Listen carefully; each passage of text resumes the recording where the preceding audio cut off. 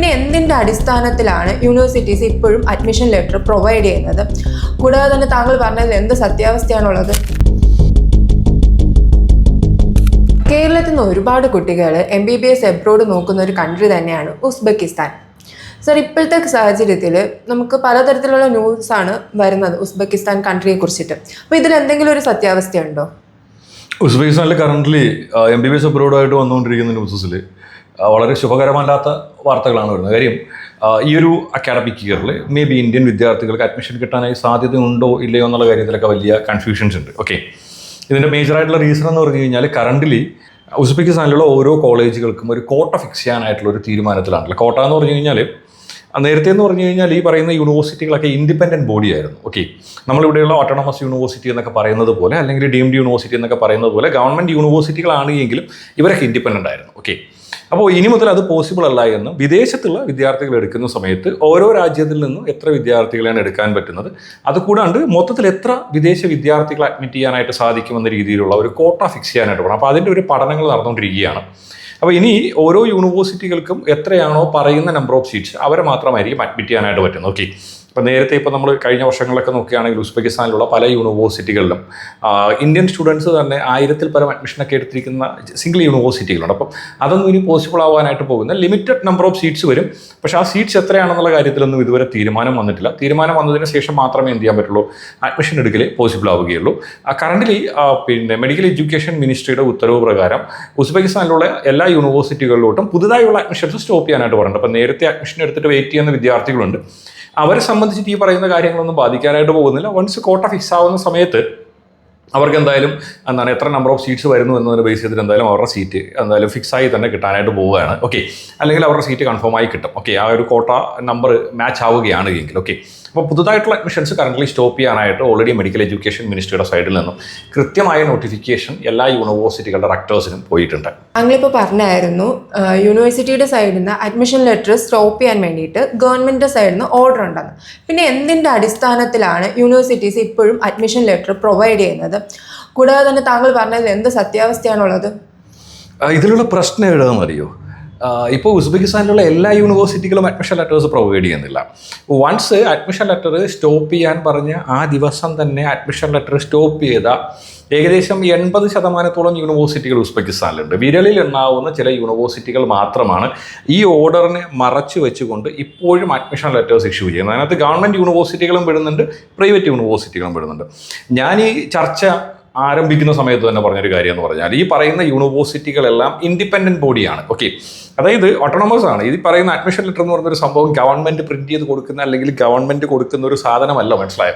ഈ യൂണിവേഴ്സിറ്റികളാണ് ഈ പറയുന്ന അഡ്മിഷൻ ലെറ്റേഴ്സ് കൊടുക്കുന്നത്. അപ്പോൾ ഈ യൂണിവേഴ്സിറ്റികൾ ഈ അഡ്മിഷൻ ലെറ്റർ കൊടുക്കുന്നതോ ബാക്കിയുള്ള കാര്യങ്ങളൊന്നും മെഡിക്കൽ എഡ്യൂക്കേഷൻ മിനിസ്ട്രി അറിയാനായിട്ട് പോകുന്നില്ല. ഓക്കെ, അപ്പോൾ ഇതിനെ മറയാക്കിക്കൊണ്ട് എന്ത് ചെയ്യുന്നുണ്ട്, ഈ പറയുന്ന അഡ്മിഷൻ ലെറ്റർ കൊടുക്കുന്ന കോളേജുകളിൽ അഡ്മിഷൻ ചെയ്യുന്ന ഏജൻസും ആ പറയുന്ന കോളേജുകളുടെ മാനേജ്മെൻറ്റുകളും ചേർന്ന് നടത്തുന്ന ഒരു തിരിമറിയാണിത്. കാര്യം തിരിമറി എന്ന് പറഞ്ഞാൽ വേറൊന്നുമല്ല, ഇപ്പോൾ കറണ്ടിൽ എത്ര കോട്ട സീറ്റ് വരുമെന്നോ ബാക്കിയുള്ള കാര്യങ്ങൾക്കകത്തൊന്നും ഒരു തീരുമാനവും വന്നിട്ടില്ല. ശരിയല്ലേ?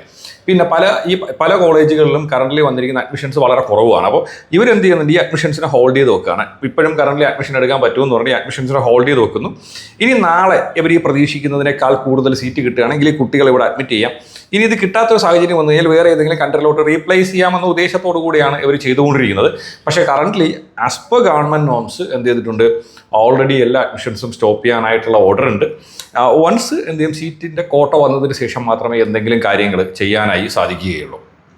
ഇപ്പോൾ പറയുന്നുണ്ട് ഗവൺമെൻറ്റിൻ്റെ ഓർഡർ ക്ലോസ് ആക്കി വെച്ചേക്കുകയാണ്. പക്ഷെ നമ്മളിപ്പോൾ സോഷ്യൽ മീഡിയ തുറന്നു നോക്കുന്ന ടൈമിലും ഉസ്ബെക്കിസ്ഥാനിൽ പലതരത്തിലുള്ള ആഡ്സും പോകുന്നുണ്ട്. ഇന്ന യൂണിവേഴ്സിറ്റിയിൽ ഇത്ര സീറ്റ്സ് അവൈലബിൾ ആണ്, നിങ്ങൾക്ക് അപ്ലൈ ചെയ്യാമെന്ന്. അപ്പോൾ ഇതിലെന്ത് സത്യാവസ്ഥ വരുന്നത് സർ? ഇതിനകത്ത് ഞാൻ അതാ പറഞ്ഞു, ഇതിനകത്തൊരു കാര്യം എന്ന് പറഞ്ഞാൽ ഇന്ത്യയിലിരുന്ന് സോഷ്യൽ മീഡിയയിൽ പരസ്യം കൊടുക്കുന്നവരോ അല്ലെങ്കിൽ ഇന്ത്യയിലിരുന്ന് ഇൻസ്റ്റഗ്രാമിൽ വീഡിയോ ഇട്ടിട്ട് അവിടെ അഡ്മിഷൻ എടുത്ത് കൊടുക്കാമെന്ന് പറയുന്നതൊന്നും ഉസ്ബെക്കിസ്ഥാൻ ഗവൺമെൻറ്റുമായി ബന്ധപ്പെടുന്ന കാര്യങ്ങളല്ല. ഓക്കെ, പിന്നെ രണ്ടാമത്തെ കാര്യം ഞാൻ നേരത്തെ പറഞ്ഞതുപോലെ ഈ പറയുന്ന അഡ്മിഷൻ ലെറ്റർ അടിച്ചു കൊടുക്കുന്നത് എഡ്യൂക്കേഷൻ മിനിസ്ട്രിയോ അല്ലെങ്കിൽ മെഡിക്കൽ എഡ്യൂക്കേഷൻ മിനിസ്ട്രിയോ എന്നുള്ള കൊടുക്കുന്നത്, അതത് യൂണിവേഴ്സിറ്റികളാണ് കൊടുക്കുന്നത്. അപ്പോൾ ഇതിൻ്റെ തലപ്പത്തിരിക്കുന്ന ആൾക്കാരും അതത് യൂണിവേഴ്സിറ്റികളിൽ അഡ്മിഷൻ ചെയ്യുന്ന കൺസൾട്ടൻറ്റുകളും ചേർന്ന് കളിക്കുന്ന കളി മാത്രമാണ്. ആസ് പെർ ഗവൺമെൻറ് നോംസ് പ്രകാരം കറൻ്റ്ലി ഒരു അഡ്മിഷൻസിലും ചെയ്യൽ പോസിബിൾ അല്ല. എല്ലാ കോളേജുകളുടെയും ഡേറ്റ അനാലിസിസ് നടന്നിട്ടാണത്. വളരെ വേഗത്തിൽ തന്നെ ഒരു റിപ്പോർട്ട് വരും. ആ റിപ്പോർട്ട് വന്നതിന് ശേഷം മാത്രമേ എന്ത് ചെയ്യാൻ പറ്റത്തുള്ളൂ, ഇനി അഡ്മിഷൻസ് കണ്ടിന്യൂ ചെയ്യണോ അല്ലെങ്കിൽ ഈ എടുത്തിരിക്കുന്ന അഡ്മിഷൻസ് കൺഫേം ചെയ്യണമോ, അതിൽ തന്നെ ഇനി എന്തെങ്കിലും കുറവുണ്ടാകുമോ എന്നുള്ള കാര്യത്തിലൊക്കെ കൃത്യമായൊരു തീരുമാനം വരാനായിട്ട് പോകുന്നുള്ളൂ. കറൻ്റ്ലി ഗവൺമെൻറ് അഡ്മിഷൻസ് സ്റ്റോപ്പ് ചെയ്യാൻ പറഞ്ഞതിന് ശേഷം പല യൂണിവേഴ്സിറ്റീസും അഡ്മിഷൻ ലെറ്റർ പ്രൊവൈഡ് ചെയ്യുന്നുണ്ട്. അപ്പോൾ ഈ കുട്ടികൾ അവിടെ എത്തിയതിന് ശേഷം എന്തൊക്കെ ഇഷ്യൂസാണ് അവർ ഫേസ് ചെയ്യാൻ പോകുന്നത്?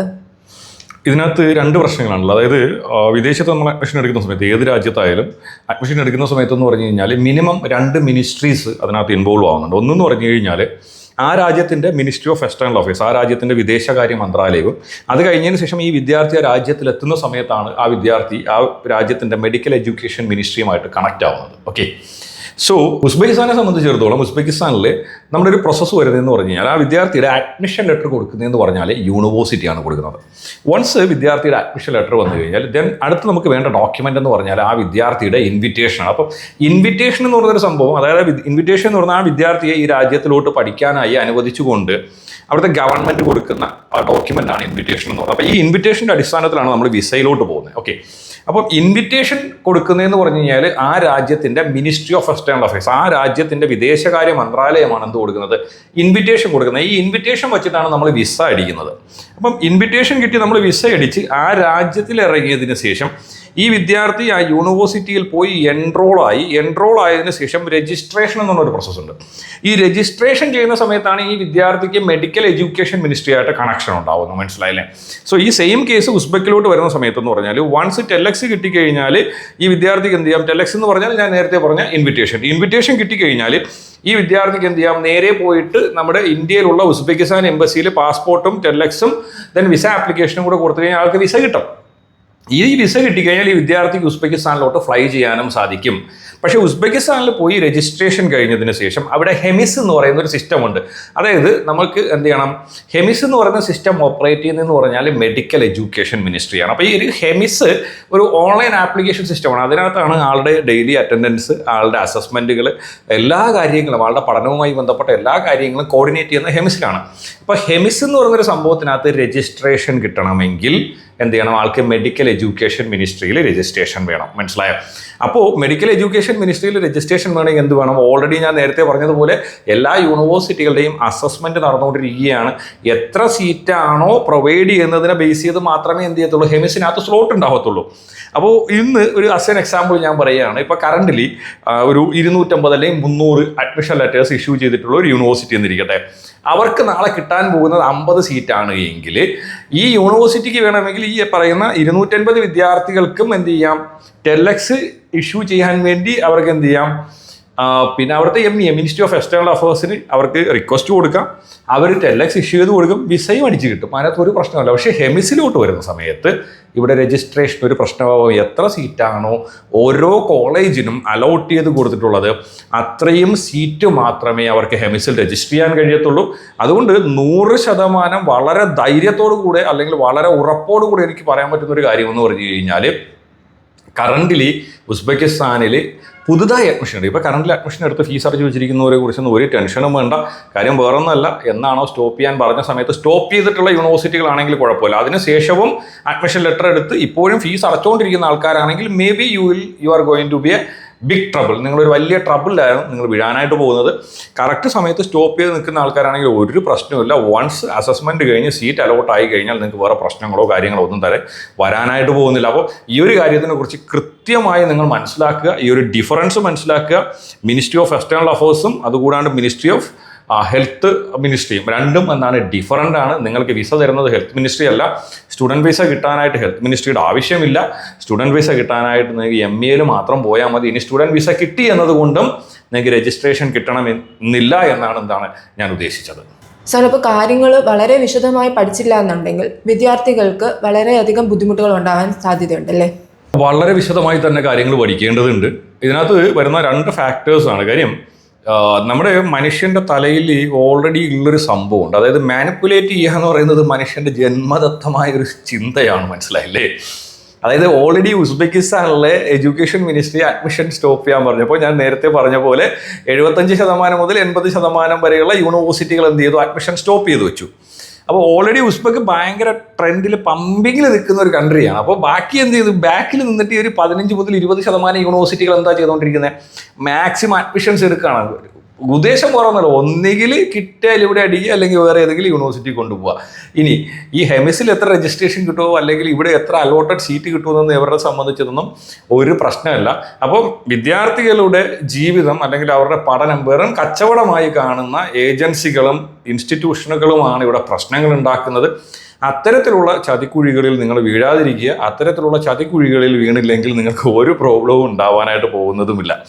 സോ എനിക്ക് എൻ്റെ വിദ്യാർത്ഥികളോടൊക്കെ പറയാനുള്ള ഒരു കാര്യം എന്ന് പറഞ്ഞു കഴിഞ്ഞാൽ, വിദേശ MBBS പഠനമായിട്ട് ബന്ധപ്പെട്ടോ അല്ലെങ്കിൽ ഉസ്ബെക്കിസ്ഥാനിൽ കറന്റ് നടന്നുകൊണ്ടിരിക്കുന്ന ഇഷ്യൂസുമായിട്ട് ബന്ധപ്പെട്ടൊക്കെ എന്തെങ്കിലും ഡൗട്ട്സോ കാര്യങ്ങളൊക്കെ ഉണ്ടെങ്കിൽ ഉറപ്പായിട്ട് നിങ്ങൾ ഞാനായിട്ട് കണക്ട് ചെയ്യും. സോ അപ്പോൾ ഇങ്ങനെ ഒരു ഇൻ്റർവ്യൂവിലോട്ട് ക്ഷണിച്ചതിന് ഒരുപാട് നന്ദിയുണ്ട് Sujitha. Thank you very much. Thank you sir. Thank you.